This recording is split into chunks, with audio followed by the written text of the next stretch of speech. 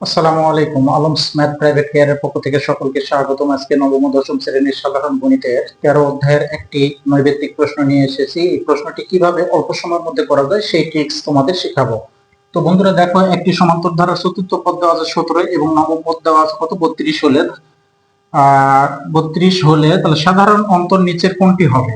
তো এটা বের করার কিন্তু একটা ট্রিক্স আছে। সেই ট্রিক্সটা কি দেখো, এখানে আমরা লিখতে পারি কত, এখানে নবমতম পদ কত দেওয়া আছে 32 বিয়োগ চতুর্থতম পদ দেওয়া আছে কত 17 ডিভাইডেড নবম পদ মানে 9 আর চতুর্থ পদ মানে কত -4।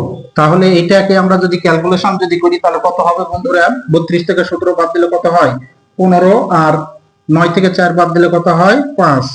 তাহলে আমরা 5 একে 5, 3 5 15। তাহলে কত পেলাম 3 পেলাম। এই 3 তাহলে কোথায় আছে? খ নাম্বার অপশনে আছে। এই ট্রিক্স ব্যবহার করে আমরা অবশ্যই এরকম ধরনের সবগুলো নৈবেত্তিক 5 থেকে 10 সেকেন্ডের মধ্যে করতে পারি। আশা করি এই শর্ট ট্রিক্স নৈবেত্তিকটি তোমরা বুঝতে পেরেছো। যদি কারো কোনো সমস্যা থেকে থাকে তাহলে অবশ্যই কমেন্টে জানাবে, পরবর্তীতে তার সমাধান করে দেওয়ার চেষ্টা করব।